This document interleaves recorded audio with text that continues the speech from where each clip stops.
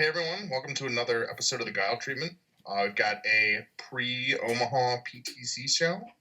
I believe we're going to kick it off. I'm told that Barrett put his foot in his mouth during the intro last week.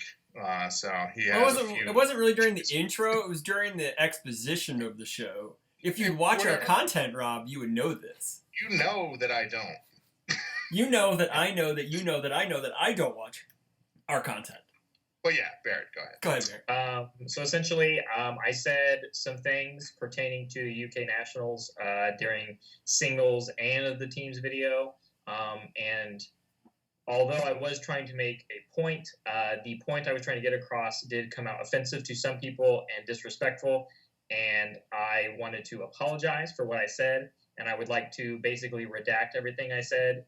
Anything that I mentioned that tried to talk down upon the UK players, the UK Nationals as an event as a whole. I did not mean to disrespect or offend anybody, and I did not mean to undermine any accomplishments from the past and or current. And I did want to, again, congratulate to our current UK Nats teams and current UK singles winner who were on the show. Apologize to them for taking this away from them, as I said something I shouldn't have, as well as any past winners. Again, I did not mean to undermine anyone's accomplishment at the event. Yeah, man, don't you hate on Garrett Brett's like 15 pieces of cardboard, all right? You're right. Thank you. I appreciate that. No problem. Moving forward, I will do my best, especially in this episode, as my sponsor is here.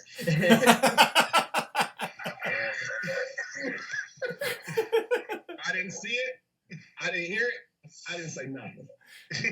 So, with that event, we had some picks to go on. So, to go over the picks... Yeah, I heard someone did pretty good, yeah. Shut up, Rob. So, needless to say, Rob beat the shit out of all of us. He also got lucky that someone late registered to get that special bonus point. Oh, that's not even... Don't get me on that. Okay, the official Jasco post was perfect for me, and he was like, "Oh, I think there was a late register." And I'm like, "It wasn't on the official Jasco post. Don't matter." Hey man, every single round had 44 people on it, and I said, true. I was like, "Hey, fam." No, the first one didn't. For like character list? Yeah. But for round one results, there was 44. Okay, so enough arguing, children. So this is what happened. I still feel like I won from Worlds, so who cares? Exactly. Yeah, it's good. So 44 people played. X did win singles, and there were no diversity. So Rob took home 4 points from this event. Me and Barrett only got a point each for having the American winning singles. So I know, I had too much respect, obviously. As standings go, guests are bringing up the rear in 8. With 8, I am falling way behind with 12 in third place after leading most of the season, which I have no idea when our season ends anyways. I guess end of the year, right? After Nats, I guess. Or in the PTC season. Yeah, sure. So Barrett, after leading for a few weeks, is now in second place with 15 points. Rob, with a commanding 2-point lead at 17 points, made the jump from 13 to 17 in one event. Time to give it all back. Yes, sir, you will. So wait, how did he get... I got the attendance exactly. Attendance? Yep. Wait, you get a bonus for that? Like, yes. Actually? Yeah, you do. Yeah, Myles got a bonus point for when he guessed at Worlds. He had that exact one. The guest got a bonus point for that. Yeah. I want to play more. So, yeah. Moving on from that. So, good job, Rob. Congrats. You went from basement to penthouse. 0 to hero. 0 to hero, man. You're like Midoriya from a 0 to hero. All you had to do was eat a piece of hair. Passing that torch, baby. Passing that torch. All right, we almost got teams there too. All I had to do was pick some actual good characters instead of a bunch of crap. I mean, man, I'm upset about it too because I wasn't here for the recording of that show to make picks, and I would have picked X 100% because I knew JJ was playing it at that time, and I was so upset. See, to be fair though, Rob has had a lot of second places though. he's hit a lot of second place finishes. So Let me tell you about second place finishes. I know all about them. yeah, you do. Yes, you do. I need Rob to go back to picking Turnaloose at every event. There you go. Yes. Okay, so this weekend, which could be the largest PTC on record. Does Yes. that hurt you a little bit there, Chris? Not really. I actually find it very fun to have a friendly rivalry between me and him with our play groups to see who can have the biggest PTC, and it's fun because I just have to beat his number next year, and then he'll have to beat mine, and then I beat his, and I beat mine, and it's whatever. It's all gonna be good. So, Myles, why don't you give us the logistics of when, where, and just like the lowdown of just the weekend in general before we move into any like discussion. So my PTC weekend starts tomorrow as people start getting into, oh, yeah, you're right, Barrett. So Iari will be here tomorrow afternoon around 3. Then Michigan will be here tomorrow night. Then Dave Paul and and Dave Powell and Tyrell Scott will be here on Thursday. And then Friday, hell breaks loose and everybody else shows up. Mm-hmm. We are going to be, everybody's at the store right now doing locals. I stayed home so I could get the man cave straight and get the house kind of picked up for all the people that's staying here. Like 20 people. So it's going to be a fucking mess. I have to write a schedule for showers and shit. So there's that. I can just imagine like banging on the door and be like, hey, you're 5 minutes over your allotment. You gotta get out. My poor. Can I curse on this show? Yeah, you can. Is that okay? Yeah, that's fine. My poor fucking water heater this weekend, man. I don't know. I don't know if you can hear me, but get your shit together. So yeah, we have people coming in as soon as tomorrow. We're getting the house prepped. If you didn't know, Legendary Wolf Games bought a truck, so I didn't have to drive the S2000 everywhere. Oh, cool. So we have a company vehicle now, so 4 lucky individuals will get to drive that. What else? So the first event, we're rearranging the store tonight. After I'm done with you guys, I'm going to work. Mm-hmm. And we've got a really cool layout on how we're redoing things. It's going to be pretty dope. We are rearranging products. We're getting the storeroom straightened up. We're just doing a lot of stuff to make sure the store is up to par. Other than things going on at Alpha on Saturday, we have a Pokken monthly. All the other events on Saturday and Sunday are pretty much on hold. So like Dragon Ball Super, that's Chris Nixon runs it at the store. Not having a tournament on Saturday because like 3/4 of our Dragon Ball community plays UFS. The Final Fantasy community is playing in the tournaments. The first one is on Friday at 6 teams, 3v3, single limb, 1 game. It's Swiss, but it's just best of 1. Is that standard? Yes. Okay. Yeah. So it's standard, but it's only 1 game because we didn't want to be at the store until Tomorrow, the next day? Yeah. Yeah. Is that team's event also the same like standard Jasco teams ruling where like no more than 8 copies across the team kind of thing? Cool. Everything else is the same except you're playing 1 game. Gotcha. Rounds are 40 minutes long, so that way we're not there forever. And if you don't win, then it's a loss because we don't want to be there forever. So, whoever wins the teams event gets the swanky ramen playmat that we posted the picture of the other day, which should be at the store tomorrow. Cool. Yeah, we were telling who's it? I think Vallejos.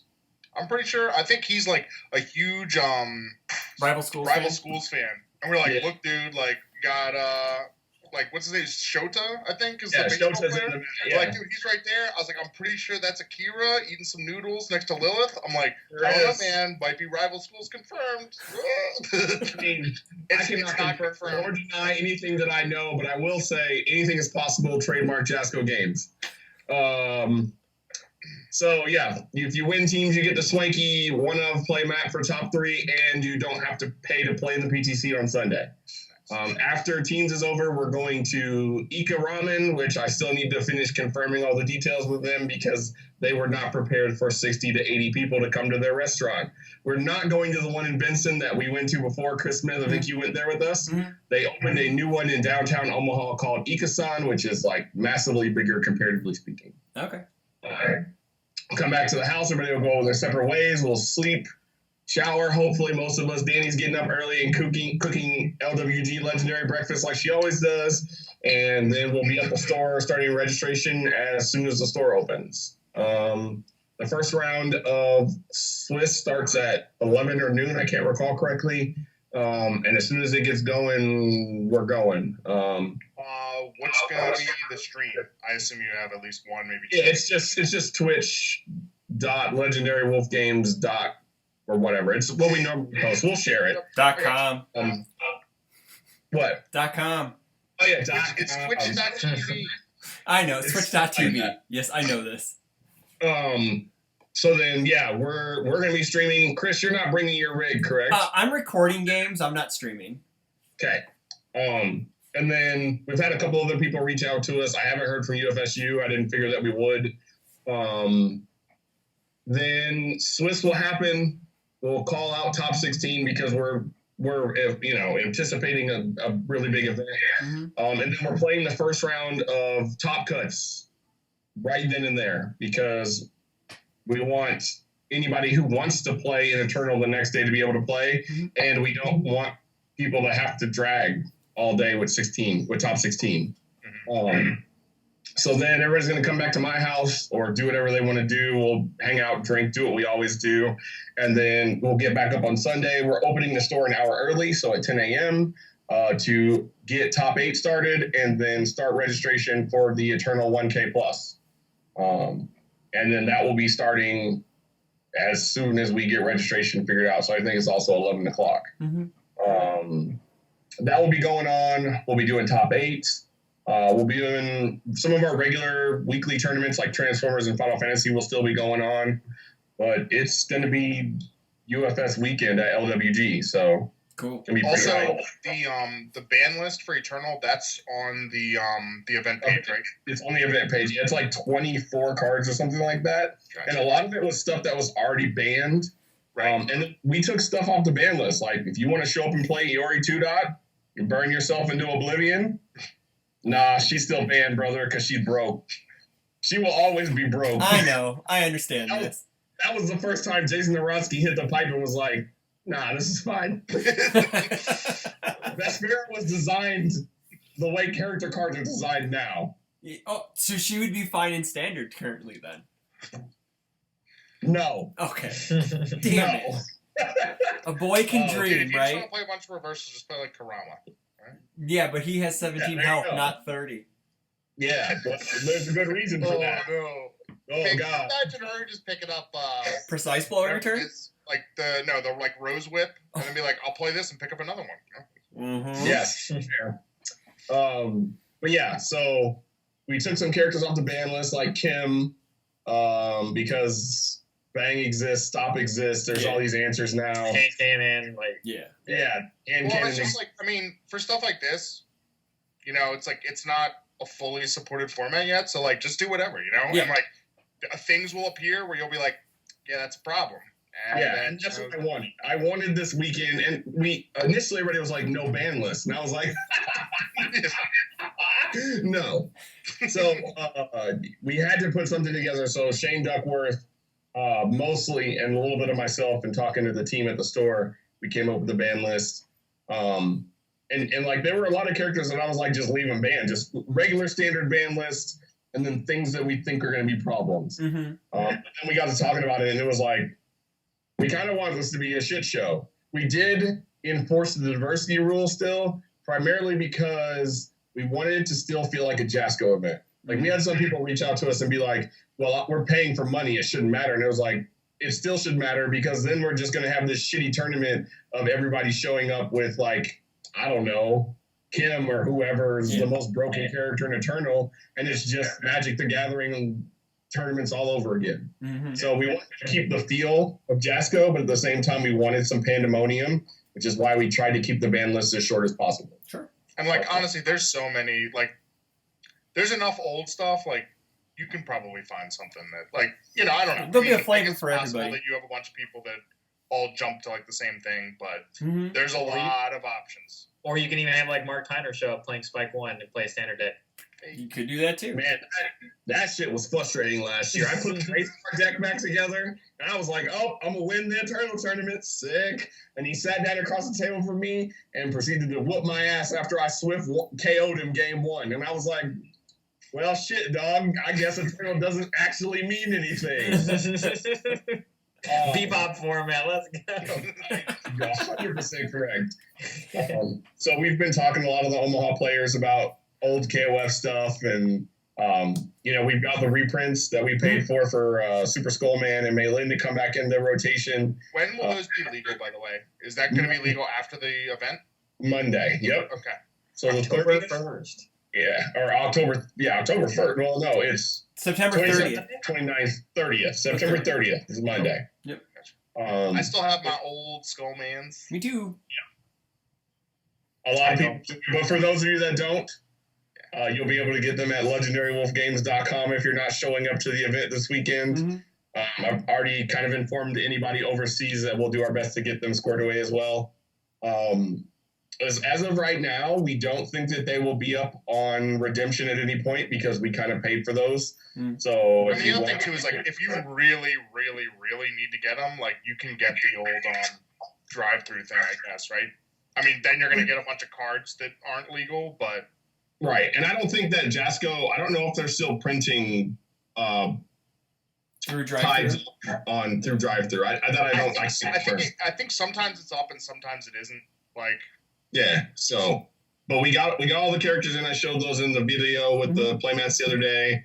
I'm going to be giving away a bunch of shit because we have a bunch of overflow product in the storeroom, and I don't want to have to pay taxes on it at the end of the year. Hey, I got a question for you. I got a bunch of old KOF 13 promo pack cards. Can I bring them and pass them out during the internal thing? Whatever you want to do, brother. That's it. Because I need space in my 5K, and it's taking up some space. Should pass them out in an envelope to me. What? I don't have any of the promo KOF stuff. Wait a minute. Are you going to be there, Rob Schneider? In spirit. Okay. So, yeah, like I said in the last video, bring an extra suitcase because I'm going to be sending you home with a lot of extra shit. Oh, yeah. By the way, that giant card I'm bringing home is going right there. Right there. I'll play you for it. No. I've already thought of this already. I figured you'd say that, and I'm going to tell you no. And I'm bringing it home to me. Garrett Brett won it for me. Wow. He won it for me, my man. My white knight in shiny armor. I almost brought the Shinnok home from the UK, but they wouldn't sell it to me. Oh, seriously? I almost got the Shinnok, and then I know Mark Tyner would have been like, yo, dog. And I'd have been like, nah, fam. See, technically, you already have one of my cards. So I do. But you can take that one back, and we'll keep Plus Ultra and LWG. I'm bringing Plus Ultra home with me. But yeah, I'm trying to figure out a way to do something like, most players from a play group in Drop Cuts, an event, like a way to incentivize. So that way next year it's like, there's going to be this trophy that you have to get. Yeah. As you come in, you play at the store. So that'd be sick. I haven't worked out all the details on that, but if we don't implement it this weekend, then we'll talk to everybody about it. So that way next year it'll be in effect. And obviously every play group but Omaha can win it, right? Correct. Right. That's what I was going to say. Correct. Because sans a couple of players that I know can't come because they're not allowed to come or are working, I'm pretty sure everybody in Omaha is going to show up. If they don't, that's cool. Don't worry. I got my KC crew of 3 of us. Actually, that's awesome. 4 because Zach from Florida, one of the Final Fantasy players, bought a plane ticket like 3 days ago, is flying to KC, and the KC guys are picking him up and they're teaming with him, and he's going to come. Oh, that's why he's been chatting a lot today. but he's not a KC player. He's a Florida player. I mean, he's going to be a KC player in spirit this weekend, I think. That sounds good. So I got 4 of my dudes. Me and 3 others. So, like I said, we've heard that there are a lot of sneak-in players that we weren't accounting for when we started writing names down. Mm-hmm. So the event should be pretty massive. I know that Ryan Pham and John are coming, John being from Canada. Jason's not coming because he had knee surgery. Get better soon, brother. I don't think you're really going to fly after that, right? No. I don't know, but like he's done some light traveling from what I've heard, but he didn't want to fly out and have to be like inconvenienced out of hell and back at a hotel or whatever. So he's sitting this one out, unfortunately. But JT's coming. Nice. Tim Freely said he was going to try, but there's too much going on at the warehouse.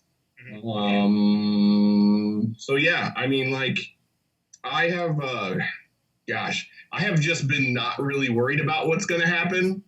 And I'm just going to deal with the chaos and be like Spike and be like Water all weekend and just deal with whatever happens as it happens. Nice. So, I'm really excited. I am super pumped up about everybody that is going to show up. The lot of faces and people that haven't seen the store that'll get to come to the actual UFS store, the best premier store in the world. In my opinion, I don't want to offend anybody. I don't want to put here, but I feel like I have the best premier store in the world, and I would be willing to go toe-to-toe with anybody over that title. So I put it out there.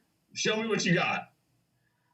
Okay, so after this challenge that Myles put out, we're gonna move on to some meta topic, I guess. So, are we gonna see more of what we saw in the UK, or are we gonna see more of what we saw in the PTCs before that?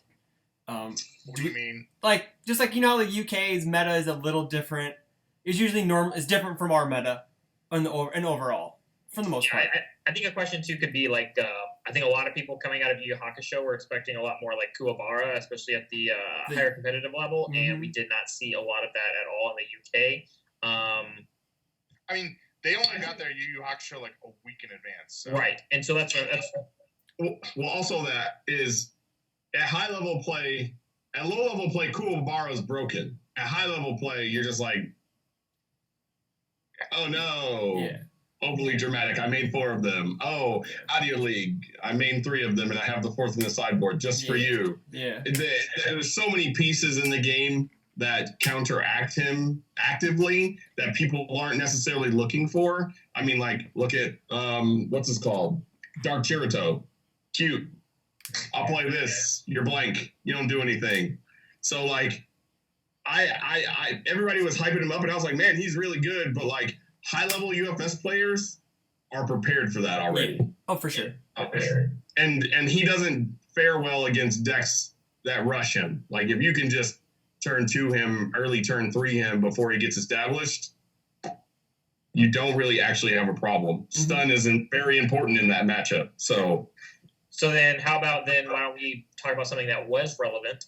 Let's go to the Death Foundation Destruction package that is now running around as with Tim Keefe was playing in his Yusuke deck. It's okay. Your cat made an appearance. I thought my cat actually just muted my microphone. So you're good, dude. You're good. At the same time, a lot of people here in the United States have also been messing around just with other characters that do the same thing under the same symbol, but like character like Jetta 2. Mm-hmm. Spike 1 dot being brought up as well.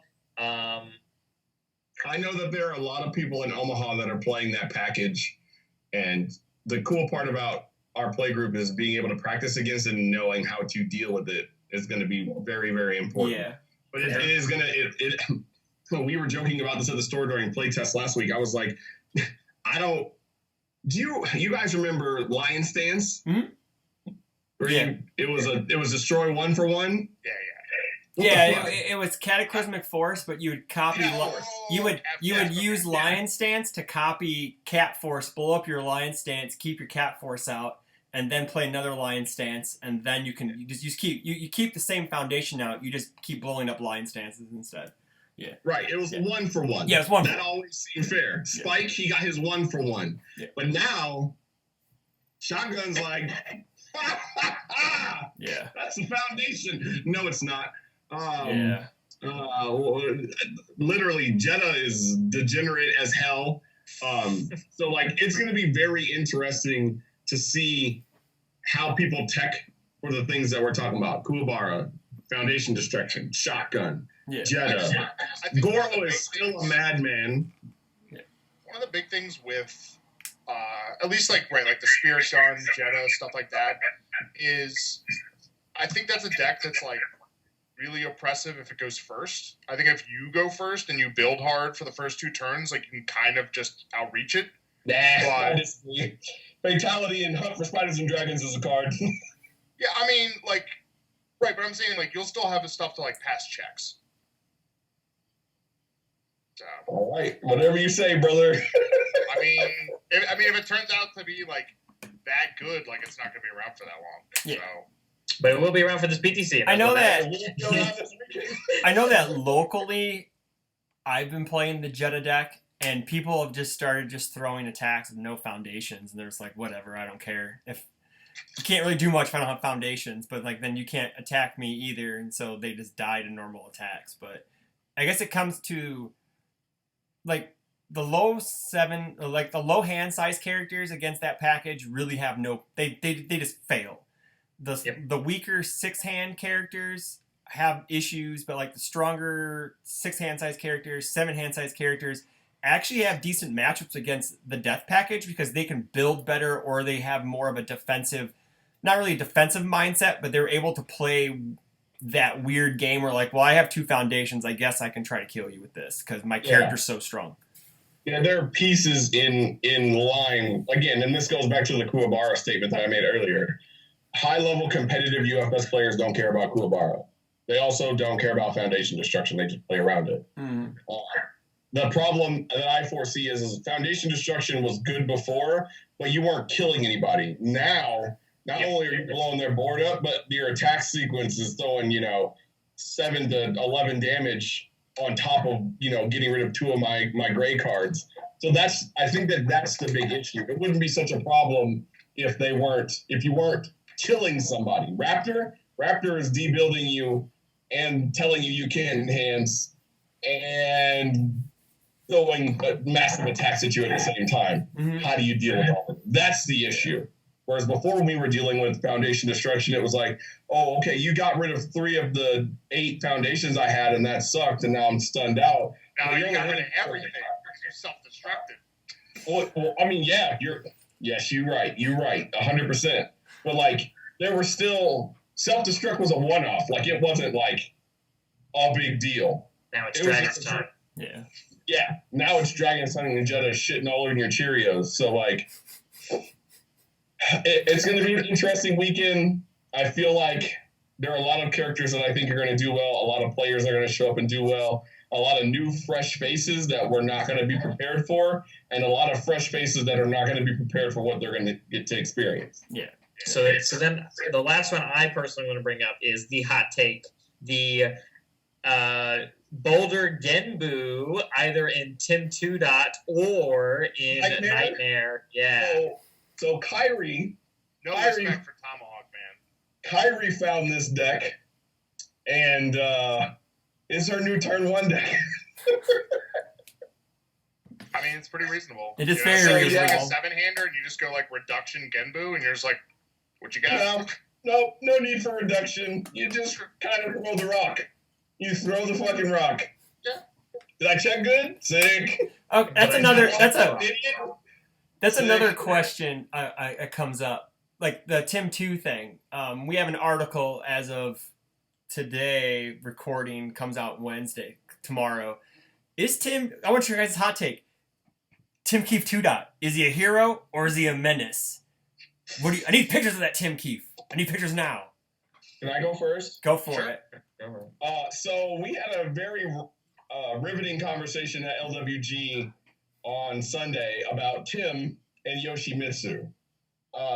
Both characters are fucking disgustingly broken, but I feel that Yoshimitsu is just a lot more broken than Tim is. Primarily because Yoshimitsu is like, I'm going to draw like 14 cards while I'm passing all my checks, where Tim is like, I'm not gonna draw anything, and my turn's gonna end. So like, I played against the Yoshimitsu for the first time, still playing Firekin, and I wrecked him game 1, and then game 2, he just started attacking me and passing all of his checks, and I was like, oh, okay, yeah, all right, fine, I'm gonna go first game 3. We got this.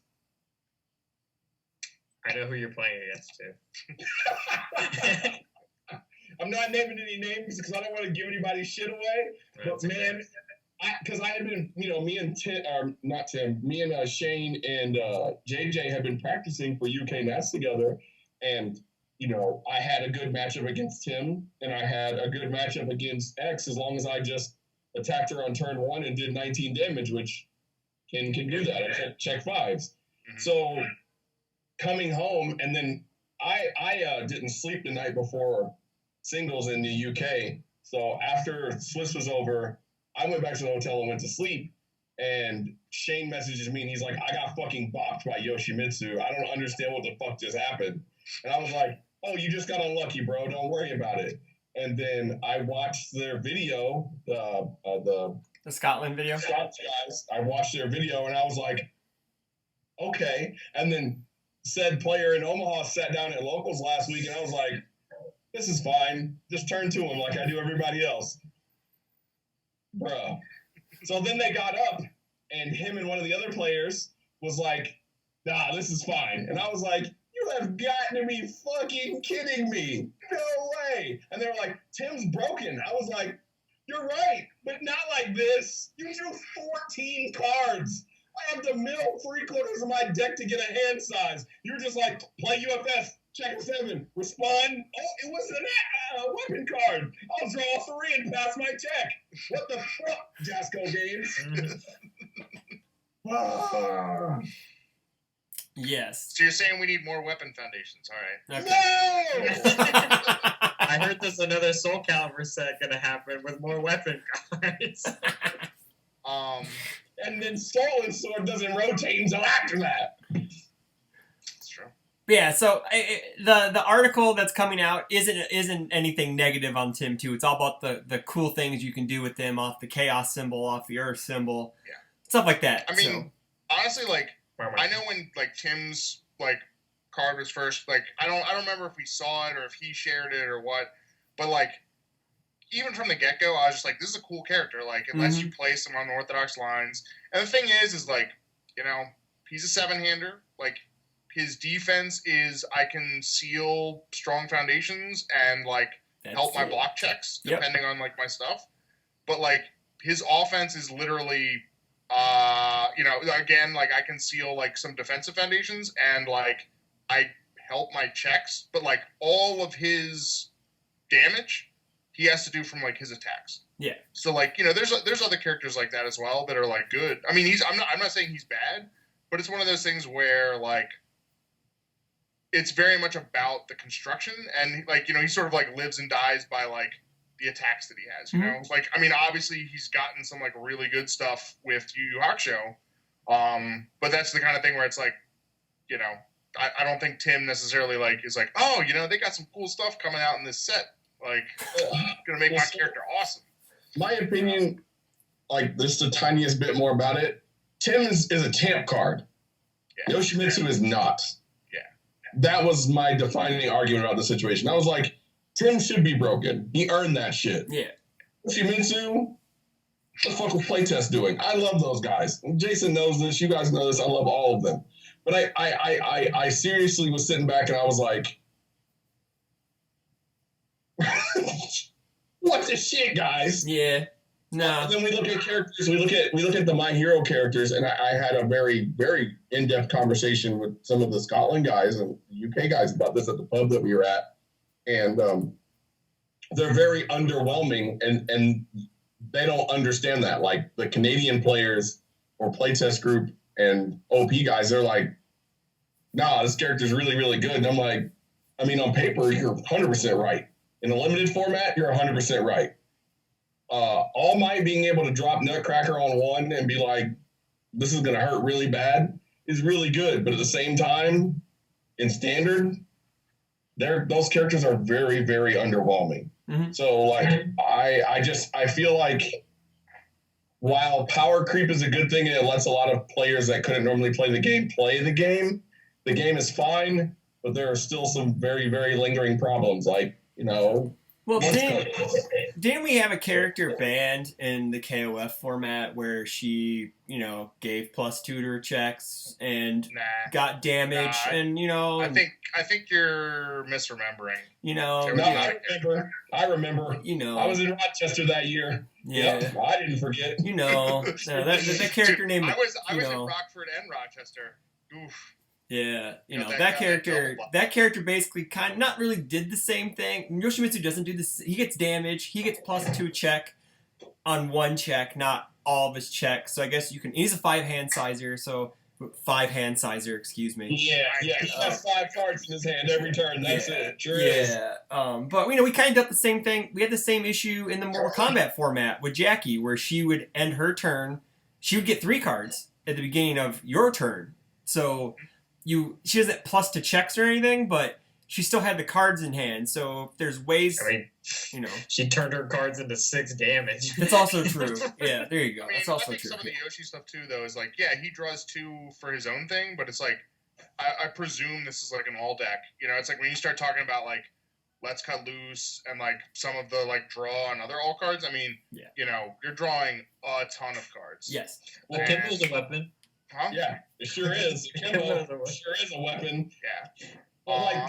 But that's the problem. Like with tinkering with playing all kin, it was like, man, these foundations are blank, but all these attack cards are amazing. Yeah. Which is why I feel like Shane lost to the Yoshimitsu deck.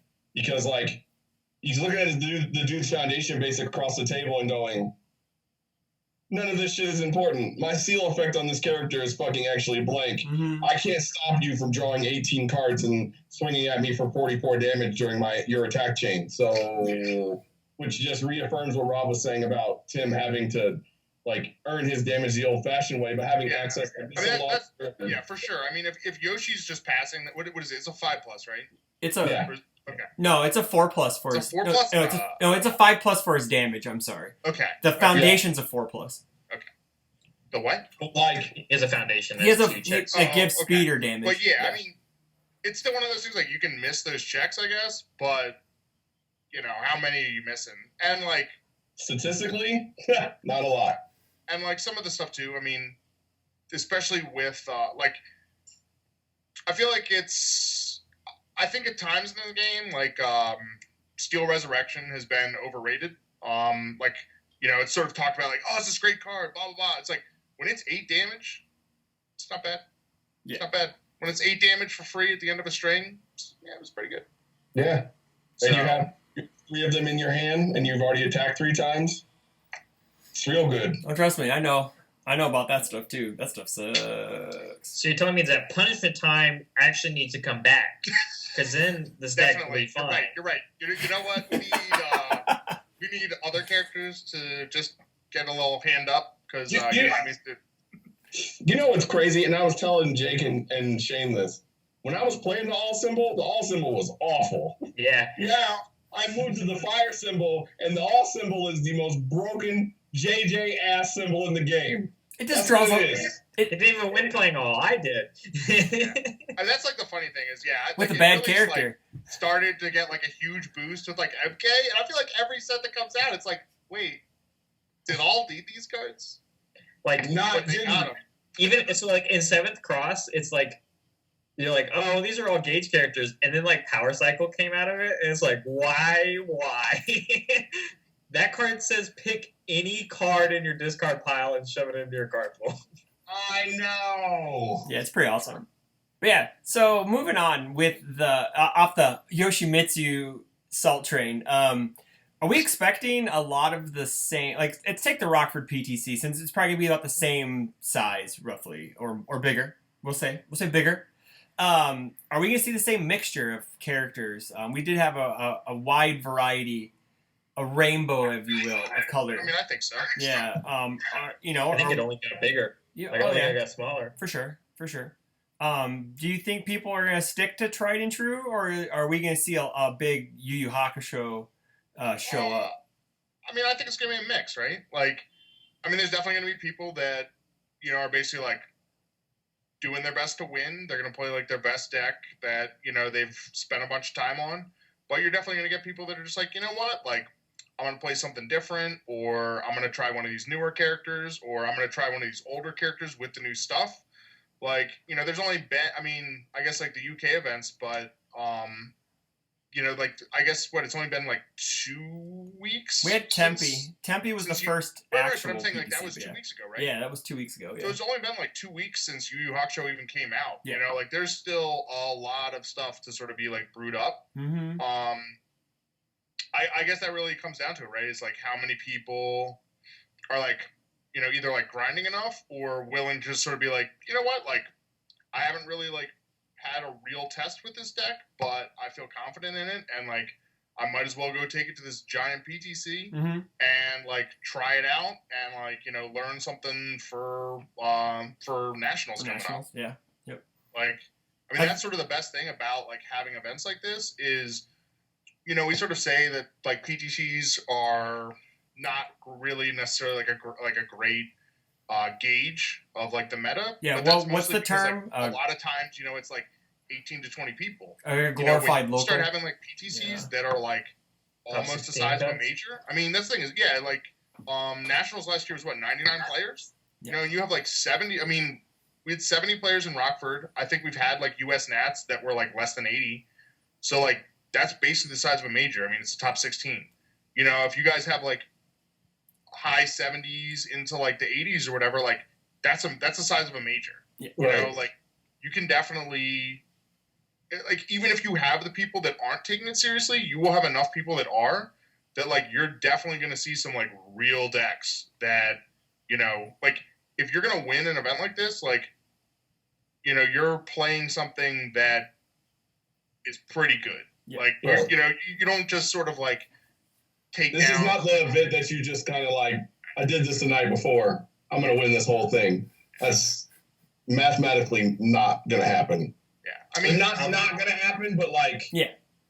It's more just, like, it's, with this many people, it's unlikely that you're going to have, like, one of these sort of, like, big meta decks that, like, isn't going to be represented. Right. You know, like, I remember after, like, at the start of this year, and we kept saying, like, well, where's the Jackie? Where's the Jackie? Because, like, you know, she had placed, like, super well at, like, a couple PTCs and Nationals, and then nobody was playing her anymore. You know, like, we got, like, one, I think we had, like, one at Atlanta. We maybe had one or I don't think we had any in, like, Chicago. Yeah. Or no, I think Field was there, right? But, like, still, it's like teams winner at UK Nats, like, and there's a Jackie on that team, so it's like, like, you know, and you're just not seeing, like, some of these characters, and, like, I think for something this size, like, you'll see a little bit of everything. So, my hot take too for this tournament is going to be, I think the Yu Yu Hakusho characters that have not been overly represented will be here. I think this is the first event we might see some Chrono lists come out. I think this is the like first event. We're going to see some Hie's come out. I think Suzaku could show up. Suzaku's kind of nuts off of order. I know Suzaku's coming to this event. So do I. Because I had a good old chat with him about whether he was going to play Suzaku or Rando, and he chose Suzaku. Yeah, did you? Oh, okay. Yeah. I mean, I kind of like Botan, and I just, every time I, like, start to put it together, I'm just like, but I like her cards. Yeah, her cards are awesome. Sold on her. Yeah. But at the same time, I also think this is definitely going to be one of those formats to where it's like people are going to go and look back at these characters that were once in the meta, and they still kind of have a place, right? Like, we haven't seen like, you talk about Rockford and, like, the numbers on, like, how diverse it's going to be. Like, there was only one Akuma 2 at that event, 2, I guess, technically, right? And then, like, it didn't even top at that event. And, you know, we have Akuma 2 still show up over in UK, and, like, you know, but still... Brett Hillman topped him in Tempe, too. Yeah. Right, and it's like nothing came out that, like, hinders that character. Heck, if a deck like JJ's deck is running around, it's the worst matchup. Yeah. So it's like things like Yin and Yang. Like Toguro, right? It's got evil. Yeah. Yeah. But, like, and so, like, is this character going to be underrepresented, or is he going to be forgotten about? At the same time, you know, Lilith being another big header in that format, Lilith being incredibly strong against these strong attacks right now. people going to fall out of favor? Lord Raptor, how many of those are we going to see? Like, are these people still going to show up? Are the MK people still going to show up? Call Khan's going to be there. You got that right. For sure. Yeah. Oh yeah. And then at its furthest point, right? Like, are the Bebop characters still going to show up? I know JJ had a big shout out for Spike 1. Spike 1 has life and death, and so I know Jet's going to show up this weekend. Yeah, I do too. Spike's not even top 16. Yeah, I know Jet's showing up. Well, someone from Rockford's bringing Jet too, so it's gonna be fun. Yeah. Yeah, I got Jet too. I think it's going to be. Well. I don't foresee a lot of pre-Bebop characters outside of like Yamato Man, Base, maybe Tengu Man. Like, I don't see any of the Indines characters showing up. Oh no. So I think that outside of those 3 characters from Battle for Power, I don't think it's going to be Bebop or bust. Like, it's Bebop or bust. Right. Yeah. It's really interesting because like there have been a lot more talk now of like the people that want to avoid the new hotness, and we're like, well, these characters were strong in their day. And they only have been getting better. Well, look at Vega. Vega got Torgoro brothers too. Like, yeah, I mean Vega's probably still playable. Vega's very playable. Still playable. Yeah, he's still good. He's still very good. He'll never not be good. There's no reason for that character to not be good. Oh, for sure. What is it? This Satoshi list that just came out now that you put on the website? Yeah, shout outs to Brett Hillman for that one. Yeah, Brett Hillman threw that together. The River Styx throwdown or whatever. Yeah, that list is really cool. Yeah. And it's going to be really interesting to talk about it, and we'll talk about it for the Nat show as well. But once this PTC happens, bringing a second Mei Lin into the format and bringing Super Skullman as well now with Gage existing in this game. Oh, dude, for real. Like, again, this list just grows. Like, and that was the reason why we picked them. We had been looking at the 7-hand size Marathi that let you play something for free, but then he gets to clear all of his multiples and pound Uranus more during the turn. So we didn't think that would be healthy. But then I got to thinking about it, and I was like, Mei Lin was a done deal from the minute that I started talking to Jason about it. But we couldn't find a second character, and I wanted to bring back 2. And then I was like, wait a minute.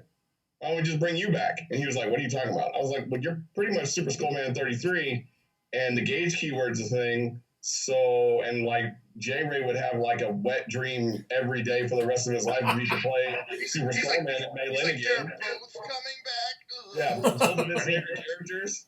And like, it's a good point too.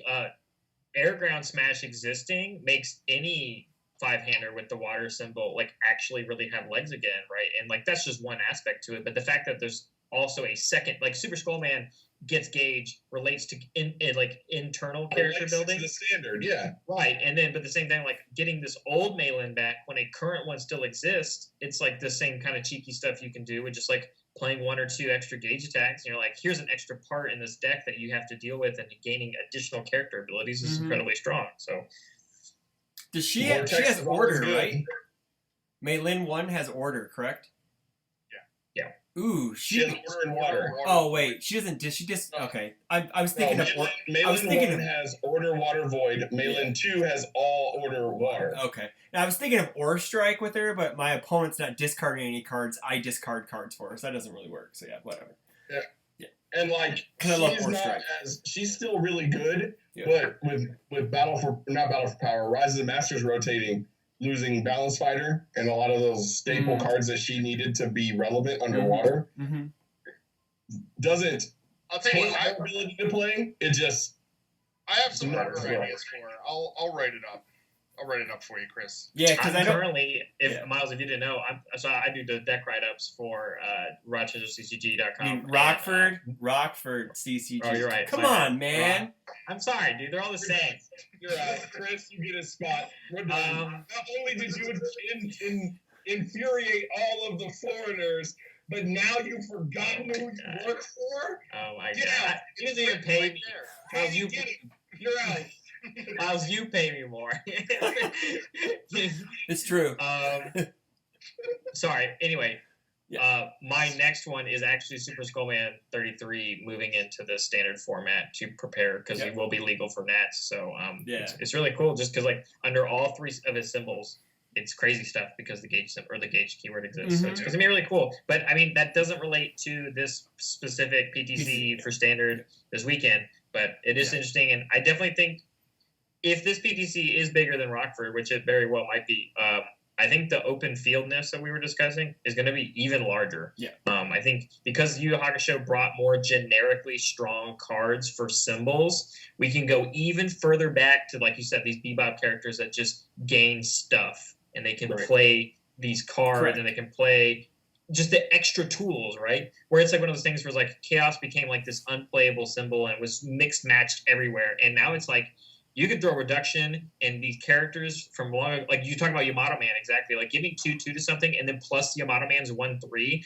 for playing a 3 diff into your card pool. Like, what the heck? Like, Yes. We've been testing it at home. And I get holy shit, it's like I built 3. This is a 14 for 14. It's turn 2. I didn't have to mill half my deck. And I got to commit the problem foundation I don't feel like dealing with. I know, because she was playing that shit. And if you don't know who she is, then we don't have anything else to talk about. Oh, I have a feeling I know who she is, but yeah. It's just so interesting because, like, even just last format, you would almost, I would almost never consider Yamato Man under Chaos, and all of a sudden it's like, boom, it's right here. Melina being, I know Tim Keefe played Melina for a little while when she first came out. Yeah, and it's like Void. Melina has Chaos, and she has rando symbols as well, and the once per turn thing has been clarified. Rando Spirit Gun in her is a real threat. Like, it's an actual thing. And being able to play her abilities more than once is exactly what we're talking about. All this death and life package stuff. Tim talked about it too last week on the show. Quan Chi 2 dot, the errata MRP Quan Chi has some real legs right now because all these characters came out that have these once per turn abilities and being able to abuse them. And Quan Chi can do it. So it's like, plus this package existing, right? Like all these characters that may have fallen out of favor before, like I think they're definitely going to show up, and it's where you find the people playing only one of that character or 2 of this character, and that's where you fill this giant, what now consists of the current meta, right? Even on top of the all characters that can just play generically all good stuff, or the generically good Earth stuff, you just have like all these generically good cards that just need a character on top of it, and that's what Shane played in the UK with Tim Keefe too. He just played. Well, yeah, I mean, that's the kind of character. Right? That's a character that just says, "I don't care about keywords. Yeah. Oh yeah. I don't care about. I'm just gonna pound symbol. your anus. I don't care about Myles. anything. I just I seal foundations and I help my checks. Yeah. So do whatever you want. Well, like Yusuke does that. He's just a generically good character. He has to play the spirit game a little bit, but. Well, I mean, he still is the number He of doesn't have symbols. to. It just helps. It just helps. Yeah. So I mean, he's number of symbols. So but there's enough, like you said, with all the life and death. You have a very large pool to pick from, where you're going to share at least 2. Oh, for sure. So, for sure. It's interesting. Myles mentioned Goro earlier on in the show. Goro is a huge menace and threat. I've been talking about it on the show probably for the past 3 weeks because Facebook is blowing up about Goro and how, because he is an incredibly harder character to deal with for these mid-range / newer players. And that's the thing is, a lot of those kind of players are going to be at this event. Yeah. It's not just all the old hats. It's not just all the competitive players that are coming to this event. Sure. This is the best premier store in the United States. They're going to show up to play because they love the game.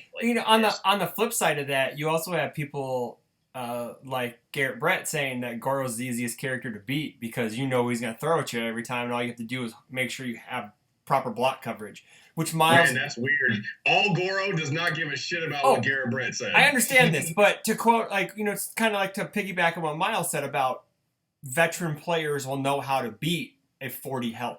40 health is not hard to count to in a matter of a turn or 2. It really is. In today's meta, it really isn't. When you have Yoshimitsu dumping people for 44, you can easily do over 20 damage with 2 missile launchers on 1 turn. Easily. Yeah. Tim can do it easily. Yeah, Tim can do it too. For 26. Yeah. Oh, yeah. It's I mean, even, honestly... Spirit shotguns for 30.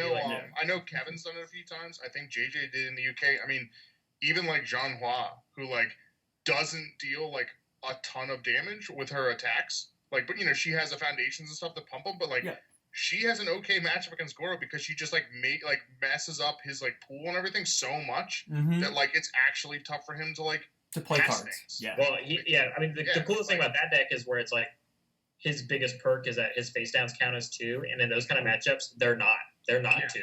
And they are anything. And then now you get super punished for playing your 5 difficulty curve for Shokin grabs. And then it's you're right, it becomes a tough matchup. Yep. But on the flip side, Shokin Prince is an incredibly strong card, and there are players that don't know how to deal with Shokin Prince. And even these decks like the Death Package, because it's a static effect and it's not playable, so Totoro doesn't go with it. Your 5 difficulty foundations to blow up the Shokin Prince, are 7 difficulties or 8 difficulties. And so even then it has some good things on its own side, and it also has its bad matchups on the other side. So okay. So let's move into the Eternal format because we're kind of about an hour into the show. So let's move into the Eternal format. This would be, I believe, the second money event sponsored by Legendary Wolf. The first one was an MCS Money in the Bank event held here in Rockford. This is the first one for over, I guess, this would be the first Legendary Wolf sponsored event for this much money. This is so much money is going into the prize pool, and it's going to be parsed out. So if you want to talk about that real quick. So the way it worked, and I came up with this idea literally sitting at the store when we were planning the event, and I was like, well, Sean from Rochester hasn't done a payout tournament in a long time. So I was like, well, we'll do one. I was like, we always have the biggest events. Chris's was really good this year. And I was like, all right, well, I needed to come up with something that could top you in that regard. I got you. So I was like, the store will put up $1,000 because, financially and logistically, the store will make that much money over the course of the weekend. So it's not that big of a deal. But the plus aspect of it, I wanted to make it that much more enticing for people to want to play it, because the veteran players that have these older cards, they're like $30. There's no reason for me to not sit down and know that I'm going to at least walk out of the store at $500. And then the plus aspect of it was, if we have 60 people sign up, then we break even on the Eternal tournament. So if we have 90 people show up on the high side, and there's top 8, the other 82 people, if they all go, why not, and still get good prizes during the tournament, the store still breaks even and pays for the tournament and makes sure everybody is taken care of. So it's a win-win for everybody. It's not like, we're going to host this, we hope everybody shows up, but between teams and singles and sales in the store and, everything else that's going on, the store's not losing anything. So it's not a loss for us. Sure. I know you're going to keep going. But the biggest part, too, about this is, this event doesn't seclude anybody. If you went into played the standard tournament on Saturday and you didn't make top 8 and you show up on Sunday, there's no reason, unless you don't want to spot the money, but there's no reason why you can't just take your standard deck if you are a newer player and don't have access to these cards and play it into the Eternal event. I think Mark is a really good example of this last year. He was a brand new player for that tournament, and he just played his Spike 1 deck that he brought to the PTC that next day, because this was the day before instead of the day after, and won the entire Eternal event playing standard Spike 1. Right.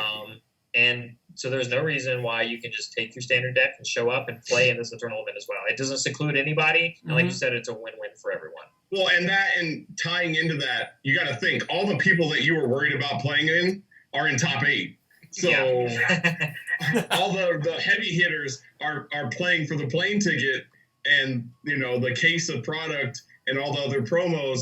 But now this lowly, UFS player that's been playing the game for 4 months, like Zach Burnell from Florida, he shows up and just plays good UFS and can walk out of the store with cash. So you don't have to worry about the names in the game, because they're still scrapping over the stuff from the day before. Yeah. So overall, the thought process behind it was, it just needs to be a win for everybody. It needs to be a win for the store. It needs to be a win for the community. And it needs to be a win for the game, which the 1K plus literally showed that. It spurred sales in the online store, people looking at older cards, which helps people understand the game better. It spurred a lot of, what ifs? And it's also spurred all I got to do is show up and play good cards. Why not? So, and it keeps you busy because a lot of the other thing is like, even at Rockford, day 2, the numbers diminished because people were like, I didn't make day 1. I didn't get very far in day 1. I'm just going to go back to wherever I came from. I mean, some people did well day 1 and just, had plans. Yeah, they sure did. Giving Garrett Brandt free wins and shit. Justin Pardo, I'm talking to you. He will be making an appearance this weekend. Yes, he is making an appearance in Omaha for like the first time in a very long time. Play against me. I want a free win. It seems unlikely that he has plans in Omaha and will vanish. So. He already told me, not this time, baby, not this time. But yeah, the 1K plus was just my way of being like, the store is going to be okay regardless. We're going to be fine. Incentivize people to stay for day 3. Incentivize players to keep playing UFS, which is what we want. And it helps the store clear some of the old product and things that we have in the back out because, why not? So. No, the thing is too is like you picked $1,000. If you would have said half that, people still would have shown up and played. Oh, for sure. Right? And so you're like you fronting this and like putting this as a prize is a big deal, and I think a lot of people are excited about it. So now my question is this, Myles. Since we have held the largest PTCs historically, since we've been going back and forth with our nice exchange. Atlanta shit on us. Yes. I was gonna say Atlanta had some stuff. They also held it in whatever, a bombed out cave this year. That's different. Man, that was awful. But anyway, go ahead. My question is this: Rockford Omaha cardboard events when? That's my question. Real talk. This is so self-serving. I know it is. Man. Real talk. When I called Jason about the reprint characters, what I could do, I almost was like, if we hit 100 players at this event, let me give out a foundation. Yeah. Do cardboard for this event. And then I was like, nah, I'm not even, because I can just hear the people in the back of the room fucking screaming, Myles gets all this shit, blah, blah, blah. And I didn't want any part of it because I would love to be like, yo, come to Omaha, win a foundation. That would be dope. But I just know that people would bitch because people will bitch when you give them everything that they want in the first place. People will bitch when they don't even need anything. Yeah. So I took the low road and I went, I'll do this. Yeah. I'll give back the way that I can. I'll host a big event, and that will be the end of the story. And next year, if it becomes a clause, if Jason's like, well, hell, what's the downside? Is there a downside? I mean, honestly, especially with 2-year rotation as well, and I think we're caught up as well. So if you had a couple extra cards coming out each rotation, that's fine. Isn't it? For sure. Wouldn't it be dope if it was another motivating piece? You go to Worlds, you get a character card. You go to Nationals, you get a character card. You go to UK Nats, you get a character card. But for, majors in a state, if we have X amount of players show up, you get to walk away with cardboard. So that incentivizes the players to travel to other stores and play in different metas, and you still get cardboard, which doesn't really cost Jasco Games anything. It actually helps more than it hurts. Yeah. And they haven't done foundations since Badger Club. Since Badger Club. Yeah. Oh yeah. Well, that was before that Fighters meta. That was still the King of Fighters meta. Yeah. It's definitely one of those things too. It becomes this circle of incentives where it's you go to PTCs to win the plane tickets to go to more UFS events. But if more people just show up to the PTCs to overrepresent, then you create this extra prize, being the foundations. You're only if you hit a certain threshold, and it creates the extra incentive, and then it becomes where it hits that point to where the money that Jasco will eventually make from just the PTC itself, the plane ticket becomes null at that point because the tournament 100% pays for that plus more, right? Yeah. And then the cardboard is the only thing. And like you said, they do obviously have to pay for the printing and everything, and commissioning the art or for anything else. But you're right. At the end of the day, when they put it up for redemption, they're the ones that are going to be with the benefit in the pocket. And so, it did. I will say, as of right now, I think it was a good call. Maybe not this year because we are about to make this really big shift in UFS and Universes, and I think when we when we add My Hero to this game, I think those numbers will just happen anyway, and so then it becomes a thing where like, well, that threshold, although it may be 100 right now, might have to be something completely else at that point.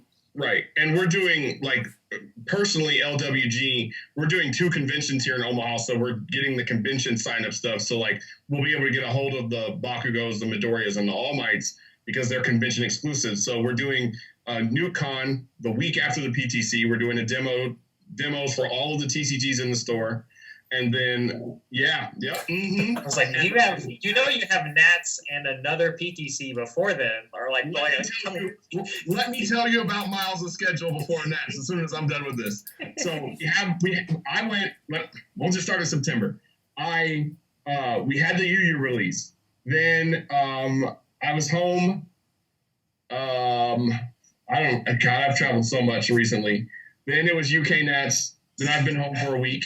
Then it's the Omaha PTC. Then it's NewCon and the Oklahoma PTC, which I have to miss out on for the convention. Then we have Kenosha, which we're traveling for. Then U.S. Nationals. Then when we get back, I have Nebraska on, which is the other convention that we're doing, the biggest convention in the state. And Barry, you know about this. So we're demoing at both of these. LWG is going to have a booth at both of them. And then we get to go into November, and then we should have a set release. And then we do the 2-year anniversary, which will be announcing all the stuff for that at the PTC for LWG. So, like...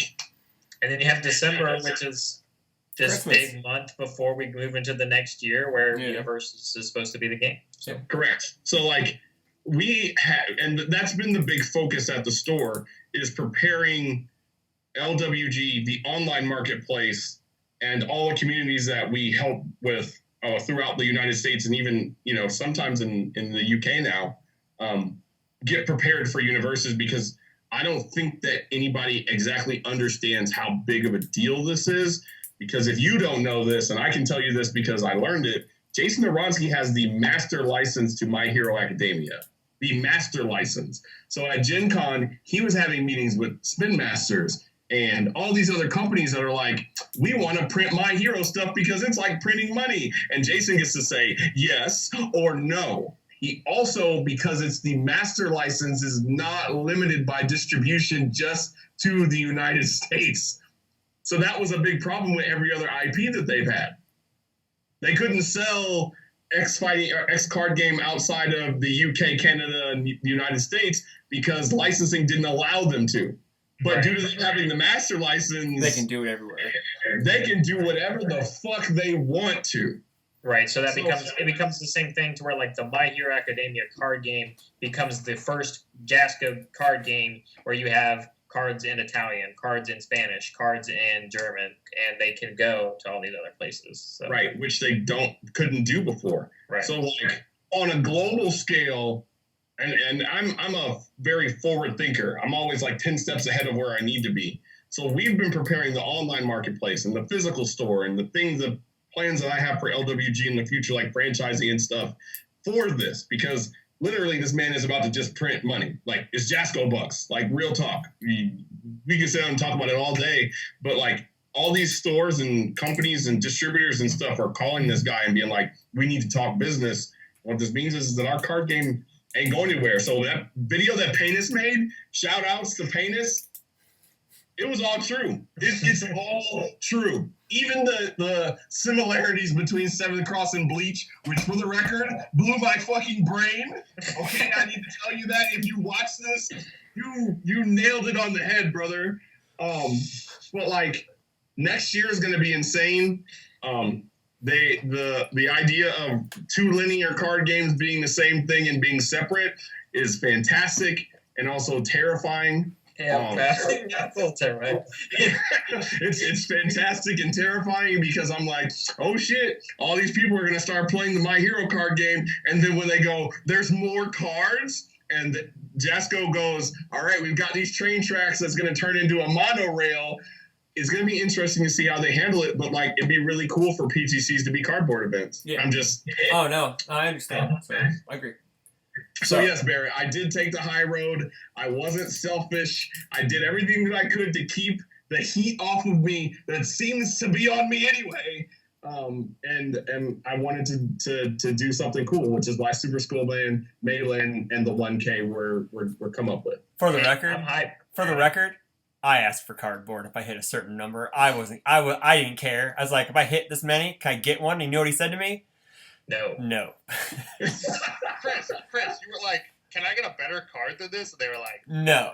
I was like, can I get something better than Immortal Knowledge? And they were like, sorry, and for the dude. record, I had nothing to do with Kizaku Repa being the promo card for September. That was just the luck of the draw. no, I mean, I really wish I had your card. Or any of the other ones.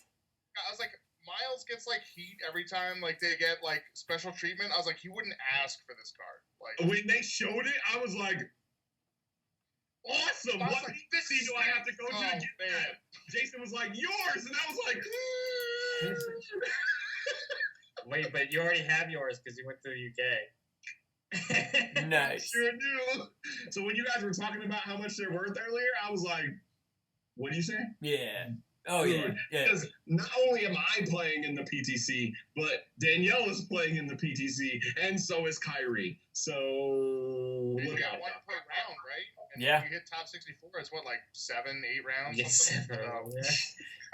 I had too many in Immortal Knowledge. Yeah, we got like 7 So- Immortal so Knowledges. Chris, Huh. the person who wins your thing, do they get all 7? No, they get a set. They get 4. Oh, that is such a rip. They get 4. Yeah. And then I'm gonna do for the people who didn't win the set. I have some stuff to give away for them. So You know what, Chris? I'm always generous. I'm not a selfish asshole. I'll send you back with an extra play set of Melee and Super Skullman, and you can do the same thing with those. all right, So that's fine. there you go, guys. Yeah. My contribution to Rockford CCG. Appreciate it. So moving on from this to the real reason why people watch our show, for the picks, everybody. For Are the you kidding? picks. That's the only reason they watch our show. I think so. I'm gonna say that. They've already tuned out. They're So like, Yeah. I just watch for the picks. Yes. are we working from teams to standard No. to eternal, or are we No. working backwards? We're doing. We We don't- do. We just we don't do. do teams, We don't do teams so- because it's just too hard. So we're gonna do singles. So standard, and then for the bonus question, we will pick 2 characters for the Eternal event. And if you get the character correct, it's worth 4 points. We're giving 4 points for the bonus question from here on out. Because it's a bonus question, it should always be worth more. So 4 points for the bonus question. 4 points. 4 4 points. points. To be fair, it is every Jasco character ever Ever made. Besides a set Yes. few. Yeah, if you I mean, get for this one right. but like I'm just saying, in general, like there have been some pretty easy bonus. Oh yeah, questions. no. Just this one is worth 4 points because it is. This one's not going to be easy at This all. one's gonna be really hard. So traditionally, we start from the bottom up. So guests are last. So they're in last place. So they get to pick first. So we're gonna go attendance numbers. Well, My- no, No. Attendance is the opposite. Oh, attendance is opposite. My bad. I'm always This is- wrong. I this is right. screw that part up. I always screw that part up. All right, Robert, you're So, first. As the new lead, I don't know. I was thinking like this is definitely around Rockford, but you guys are really talking it up that we're going to be higher. Like I don't know how high. You guys have better numbers than I do, as usual. Yes, we do. But- Normally. I'll go with like 76. Ooh, interesting. Barrett, you're next. Rude. I'm That gonna what go you're gonna 80. pick? I'm gonna go 80. I'm gonna go 80. 80 even. All right. 80. I'm going with what I said online. I'm picking 72. All right, it's That's Price my is favorite Right thing. rules, Miles. My Price favorite is thing Right. about taking the 44 was when I did it, and Tim Keefe was like, "Oh, that's what I was going to pick," and I was just like, So essentially, Price is Right rules, and the guests are really behind. So either you want to pick 1 if you think you won't get more than 72, or you want to pick 81 Yeah. if you think you'll get more. Price is Right rules.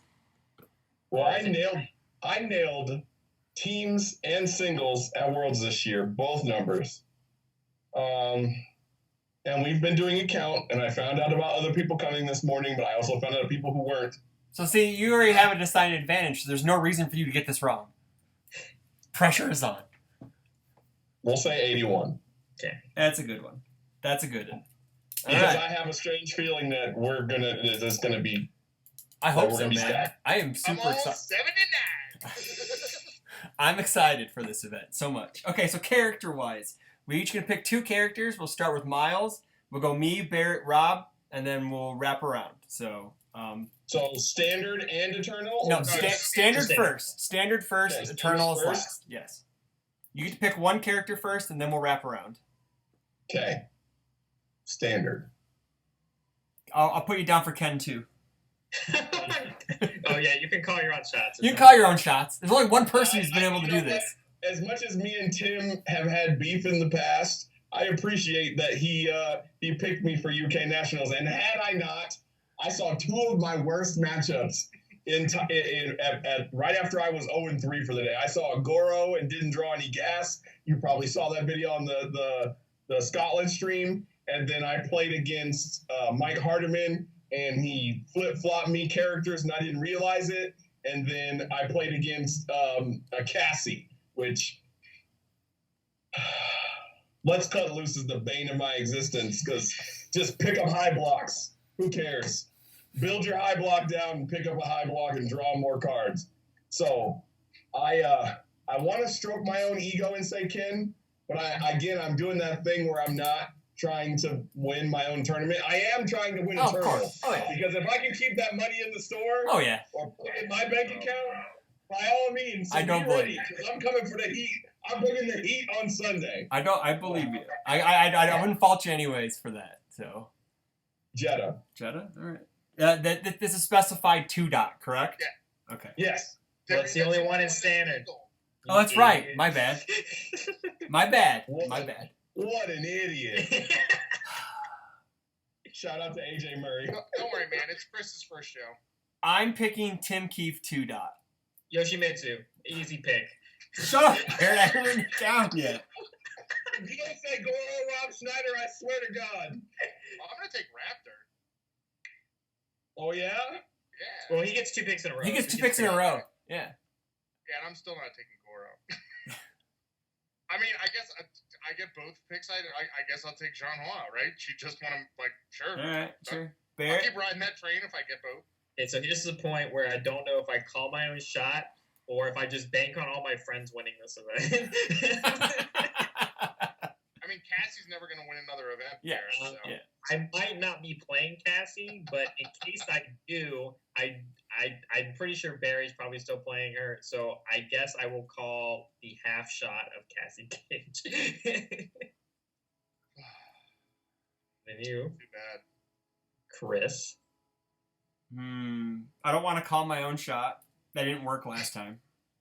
So Kodal, okay. you know, I'm gonna stick. I'm actually gonna go with Yusuke again. I have a feeling there may be a good Yusuke coming. So I almost picked them. and I like that character a lot. So I'm probably just gonna ride him out for the rest of the year. So I like Yusuke a lot. Myles, and you get last pick. I'm really torn between Goro and Shinnok. Yeah, those are 2 good ones. I'm really torn between Goro and Shinnok. I'll be blunt. Shinnok's better. I know. Like, here's the thing. Do you think, Goro can definitely get in the top 16? Do you think Goro's going to beat, The whole thing. he's going to win, 4 rounds? Against top cut people? Man, we'll just go with Shinnok. There you go. Oh, it's not a bad pick. Not a bad pick. That's Now a good Goro's pick. going to win. Yeah! All right. Next is diversity. And you can pick the same one. There's no, unspoken rules. There's no unspoken. There technically is no unspoken rule about character picking too. We just don't do it. It's just much more fun to pick different characters. So 90. So I did the same thing at Worlds. We're looking. I'm expecting 90 plus. 90 on the high side. Yeah. Mathematically, I want to say these are actual diversities. So yep. Top 16. Yep. 8 windows of diversity. That's what I'm thinking. No. Actual diversities. Like not how many people are on the same character, but like actually Actually getting bounced. Get diversified from time. That get bounced out. Oh. 6. Okay. Whoa! I'm going with 2. I'm just gonna take 1. I think it's gonna be like all spread out. You don't get to go, Rob. It doesn't matter. Yes, it No, does. this order doesn't matter. This order It doesn't always matter. 8. I'm saying 6. Okay, because- fine. I'm sorry. I don't know what I'm gonna take. Bear, what would you like? There you go. I was gonna probably pick 1 anyway, so I'll pick Okay, 1. I'll take 1. Fine. Whatever. There's a structure to the show. I'm only saying 6 because outside of Tippy and UK Nats, we have not had a good showing of Yu Yu Hakusho characters. Yeah. So I have a feeling That's that understandable. people, this is the event they're going to bring them to. Yeah. So I definitely understand it. It's more so like looking at the Rockford one, which was also a top 16 event, and then having no diversities at it. That just shows how wide the field is, and the field is now even wider. but that's true. But at the same time, you didn't have, this wasn't piggybacking the biggest event after a set release with the most playable characters in it. So, like, there was already, like, 4 or 5 PTCs. We had Worlds. We already knew what was being played. It was champ patch. Right, but, like, the champ match didn't really affect a whole lot. Like, Oh, thanks. Wow, okay. Tell me how you really feel about Bear Brian 1 okay? I hate your art. That's all I have to say. Everything else is fine. I don't know who any of the people are in the background. I think I know who they are, but I don't know who they are. Okay? I said it. I love you. That's the end of the conversation. Well, how about the hat? Moving on. The hat. You gotta love the hat, though. The hat's awesome. That's fine. I just think that this is going to be the first tournament where people do the things that we talked about. They're going to show up with new characters that haven't been represented, and there's going to be older characters that show up with new cards like we talked about with Yamato Man and these guys, and people are going to be like, I don't want to just show up with Spike and Jeddah and Yusuke, so I'm gonna feed off of X character that's not normally being played, and then somebody else is going to have that same thought, and they're going to sneak. I felt the same way about Worlds, so I know that sounds like a lot, but with the top 16 and the amount of star power that we're going to have at this PTC, and it being the biggest event after the release of Hakusho, there's going to be a lot of diversity. Sure. No, I agree. I got you. So, It's a bold pick, and I like bold picks. let's see how this pans out for him, Cotton. All right, so now we go to Legacy. We're going to well, see. Okay, so this is the thing. When I talked to Jason at Gen Con, he likes Jasco Classic better, but since it's your own event, you can call it Jasco Eternal. So for the Eternal event, You know what? When they support the format, they can call it whatever they want. you got that And then- right. For Got that his right. own tournament and for a bonus question, For I the- believe Myles should have the first pick. He is getting the first pick. Well, So I mean, we're gonna get 2. It's gonna be the same yeah, way. it's Right? the same way. So should I put you down for Terry 2 Dot? You sure should. Okay. So everybody knows in advance, I'm playing Terry 2. Terry 2. I know you're all like, holy fuck, you should be playing Terry 1. Nah, man. He's got plans. I'm calling my own shot in this one. I'm playing Iori 2. I mean, that's a good character. So I'm sure someone might win with Yori too. Something like, yeah. I will call Terry 1 because you said JJ will play it. All facts. All of Jasco I'm gonna take- printed characters. Not banned. Not. So Okay. wait, do I have 2 picks? Yes. All Two. right, I'm gonna take these. Presuming that these are both legal. I'm gonna take the Robot Masters that are making a comeback, Skullman 1 and Gemini 1. Those are good ones. They're both legal. You Nice. took my Gemini Man pick. Damn it. Barrett. I'm going to go Super Skull Man. Yeah, I'll go Super Skull Man.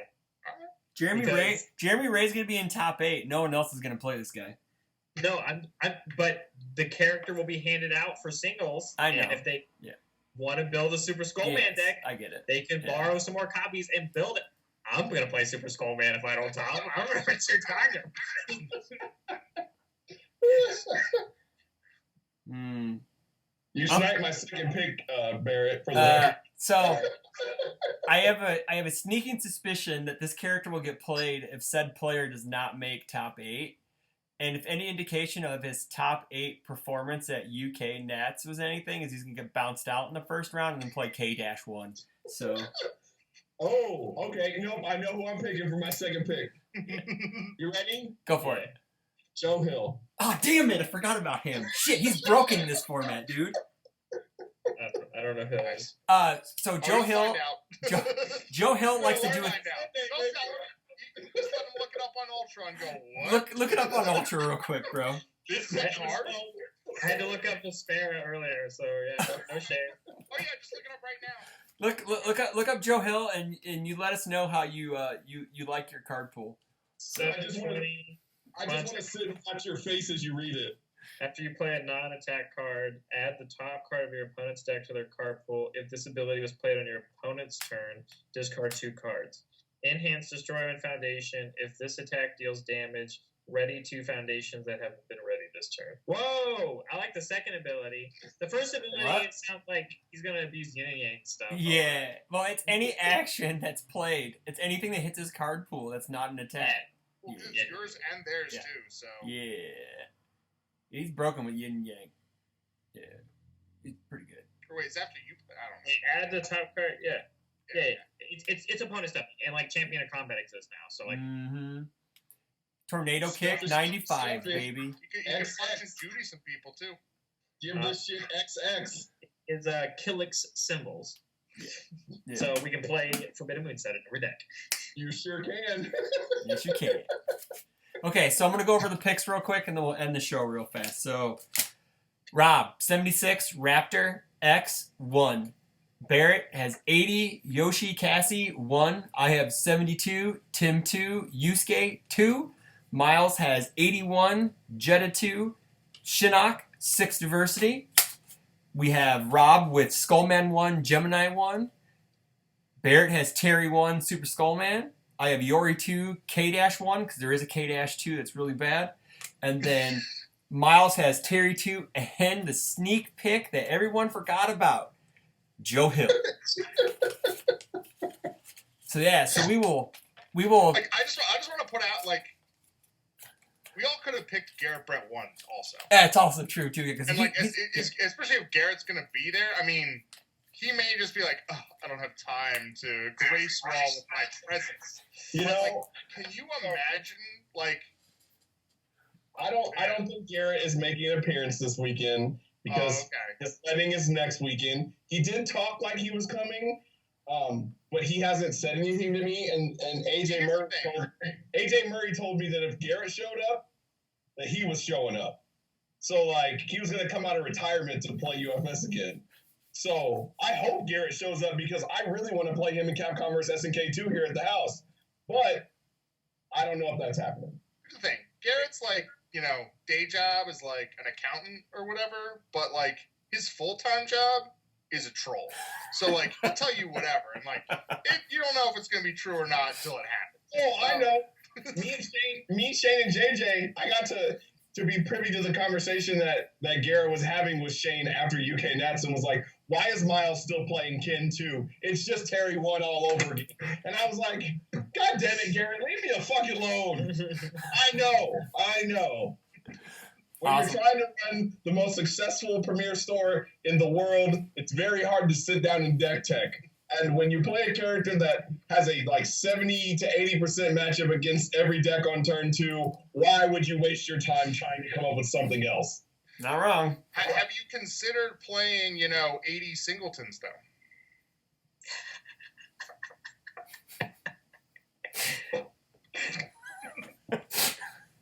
I mean, not for Ken, obviously. That wouldn't make any sense. I thought you were talking about for Ken. I mean, you could try it for Ken. I wouldn't recommend it. I could tell Myles is fed up with our shenanigans.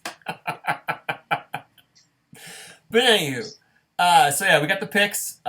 Hopefully, you guys break the record. I want you guys to break the record in Rockford, man. I want you guys to break it. So we're gonna end the show. Myles, thanks for coming on. I know we've been planning this for a while, so hope we see everyone at the Omaha PTC. We wish your water heater the best. Godspeed. You know, I appreciate the opportunity, and I'm sure that once we get through the weekend, we'll talk about the aftermath show that I'm sure you're going to have. So we'll just sit down and go from there. If you win it, you get to come back. Yeah, if I win Eternal, I get to keep my money too. So there you go. Yeah.